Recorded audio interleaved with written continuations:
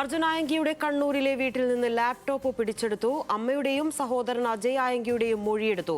Kannur cyber SHO A അനൂപിന്റെ നേതൃത്വത്തിൽ നടന്ന പരിശോധന പൂർത്തിയായി. വിവരങ്ങളുമായി നിഖിൽ അളവൂർ ചേരുകയാണ്. നിഖിൽ, ഇന്ന് രാവിലെ തുടങ്ങിയ പരിശോധനയാണ്. അവിടെ നിന്നും ലാപ്ടോപ്പ് പിടിച്ചെടുത്തിട്ടുണ്ട്, സഹോദരന്റെയും അമ്മയുടെയും മൊഴിയെടുത്തിട്ടുണ്ട്. മറ്റൊന്നതൊക്കെയാണ് സംഭവിച്ചത്? ലിനിഷ, ഇന്ന് ഉച്ചയ്ക്ക് ഏകദേശം ഒരു 12:15 കൂടിയാണ് Kannur cyber crime police Arjun ആയങ്കിയുടെ അഴീക്കോട് കപ്പക്കടവിലുള്ള വീട്ടിൽ പരിശോധന ആരംഭിച്ചത്.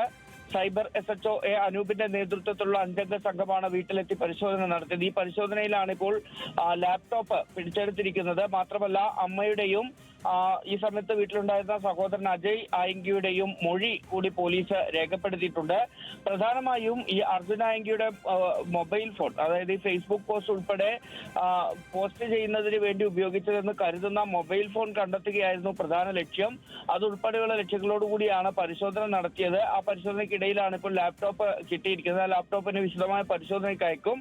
ഈ അമ്മയുടെയും സഹോദരന്റെയും മൊഴിയെടുത്തതിന്റെ പ്രധാന ലക്യം ഈ 5-ാം തീയതി മുതൽ അർജുൻ ആയങ്കി കണ്ണൂരിലുണ്ട് എന്ന് പോലീസ് സ്ഥിരീകരിക്കുന്നുണ്ട്. അപ്പോൾ ഇതിനിടെ വീട്ടിൽ വന്ന് പോയിട്ടുണ്ടോ തുടങ്ങിയ കാര്യങ്ങളെല്ലാം അന്വേഷിച്ചു എന്നാണ് മനസ്സിലാക്കുന്നത്.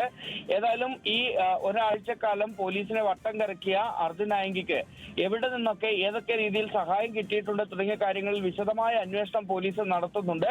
ആ അന്വേഷണത്തിന്റെ ഭാഗമായി തന്നെയാണ് വീട്ടിലും ഇന്ന് പരിശോധന നടത്തിയത്.